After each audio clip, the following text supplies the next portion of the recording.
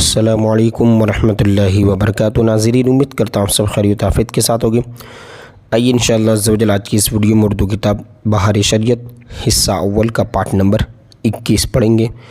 Page number آپ دیکھ سکتے ہیں 127، اور چونکہ قیامت کی نشانیوں کے بارے میں بیان چل رہا ہے، یہاں سے ہمیں کنٹینیو کرنا ہے۔ دیکھیے 28 نمبر سے کہ وفات سیدنا عیسیٰ علیہ السلام، یعنی حضرت عیسیٰ علیہ السلام کا وفات ہونا، یعنی حضرت عیسیٰ کا دنیا سے پردہ کر لینا، ٹھیک ہے، کہ ایک زمانے کے بعد جب قیامت یعنی قیامت جب قائم ہوگی تو قیامت کو صرف 40 برس رہ جائیں گے۔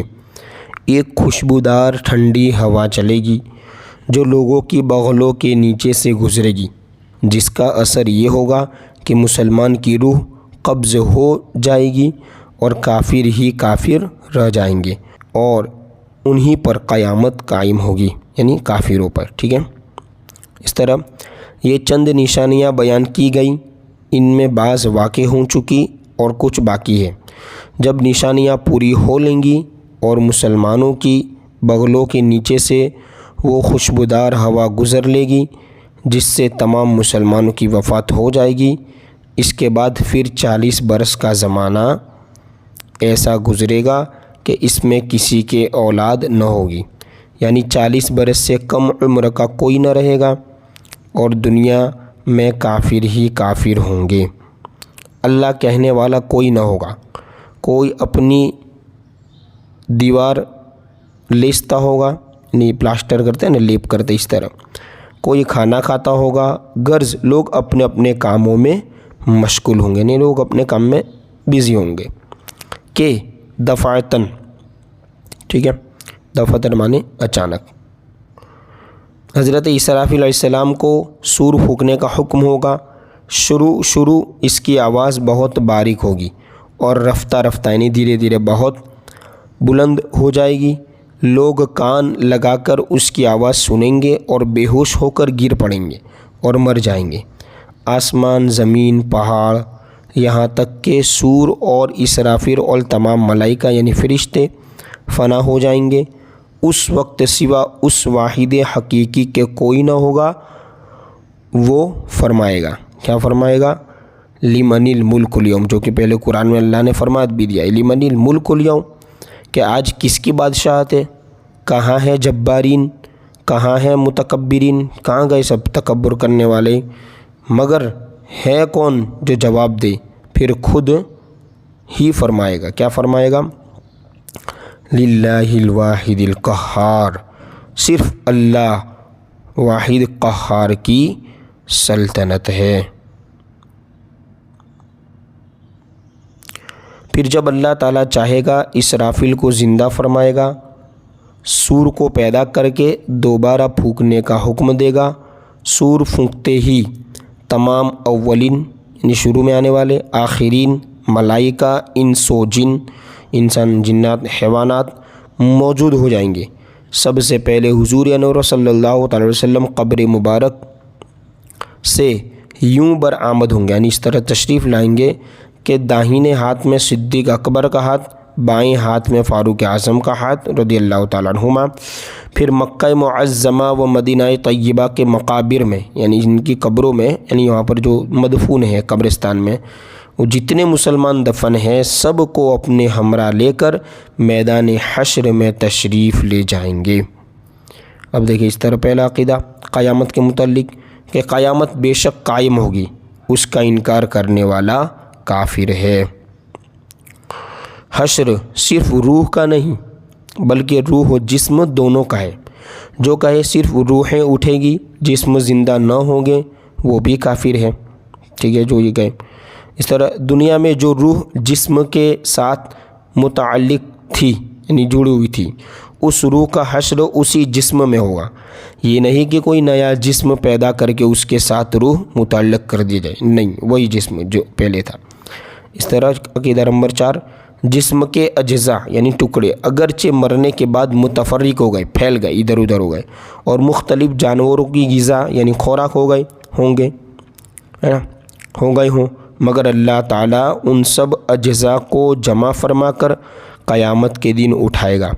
قیامت کے دن لوگ اپنی اپنی قبروں سے ننگے بدن ننگے پاؤں نا ختنہ شدہ اٹھیں گے، کوئی پیدل کوئی سوار، اور ان میں بعض تنہا سوار ہوں گے اور کسی سواری پر 2، کسی پر 3، کسی پر 4، کسی پر 10 ہوں گے۔ کافر منہ کے بل چلتا ہوا میدان حشر کو جائے گا، کسی کو ملائکہ گھسیٹ کر لے جائیں گے، کسی کو آنکھ جمع کرے گی۔ اس طرح یہ میدان حشر ملک شام کی زمین پر قائم ہوگا۔ زمین ایسی ہموار ہوگی کہ اس کنارے پر رائی کا دانہ گر جائے تو دوسرے کنارے سے دکھائی دے۔ اس دن زمین تانبے کی ہوگی اور آفتاب 1 میل کے فاصلے پر ہوگا۔ راوی حدیث نے فرمایا، یعنی جو حدیث کو روایت کیا انہوں نے فرمایا، معلوم نہیں میل سے مراد سرمے کی سلائی ہے یا میل مسافت، یعنی مسافری کی عدت، مطلب اگر میل مسافت بھی ہو تو کیا بہت فاصلہ ہے کہ اب 4000 برس کی راہ کے فاصلے پر، ابھی جو سورج ہے نا وہ 4000 برس تک کوئی سفر کرے، ٹریولنگ کرے 4000 برس تک، اور وہ جو لمبائی بنے گی اس کی اتنے دور سورج ہے، ٹھیک ہے، آفتاب کی، اور اس طرح آفتاب کی پیٹھ ہے، یعنی اس طرف ابھی جو ہے وہ سورج کی پیٹھ ہے۔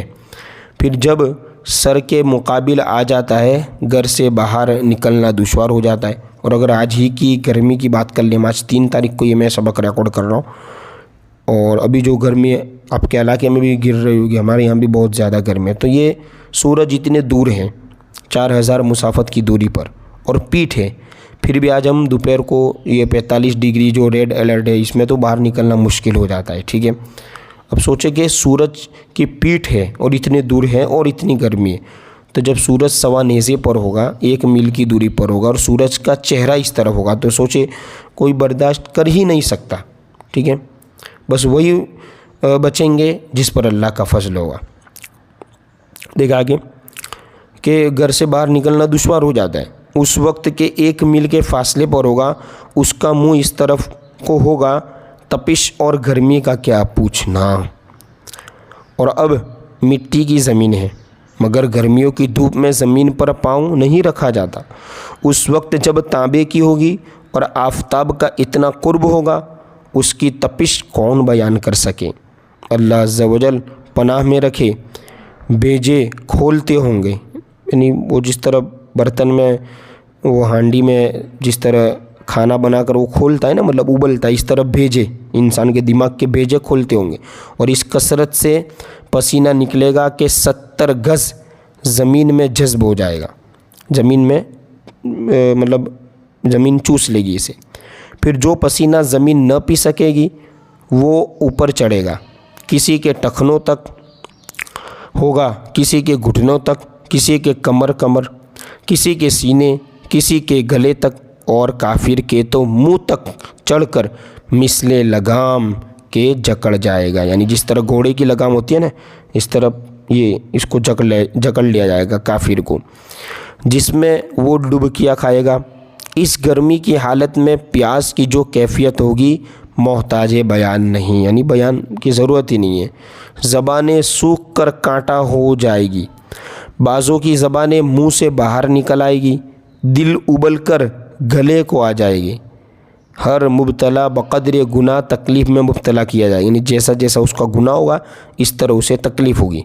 جس نے چاندی سونے کی زکوٰۃ نہ دی ہوگی اس مال کو خوب گرم کر کے اس کی کروٹ اور پیشانی اور پیٹھ پر داغ کر دیں، ہے نا، داغ کریں گے، یعنی تھوپا جائے گا اس پر، جس طرح وہ سکہ مارتے ہیں نا اس طرح۔ جس نے جانوروں کی زکوٰۃ نہ دی ہوگی اس کے جانور قیامت کے دن خوب تیار ہو کر آئیں گے اور اس شخص کو وہاں لیٹائیں گے، اور وہ جانور اپنے سینگوں سے مارتے اور پاؤں سے روندتے کچلتے اس پر گزریں گے۔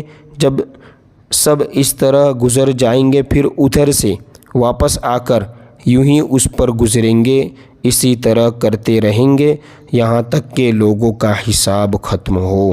وعلی ھذا القیاس، یعنی اب اسی پر آپ اندازہ لگائیں، اسی طرح سب کا معاملہ ہوگا۔ اب یہ 2 گناہ گنوا، اس طرح اور بھی دوسرے گناہ جن لوگوں نے دنیا میں کیے تو انہیں گناہ کے معاملے میں انہیں سزا دی جائے گی، ان سے بدلہ لیا جائے گا، ان کو مطلب اس طرح سزا میں مبتلا کر دیا جائے گا جیسا گناہ تھا. چھوٹا گناہ ہوگا چھوٹی سزا، بڑا گناہ ہوگا تو بڑی سزا.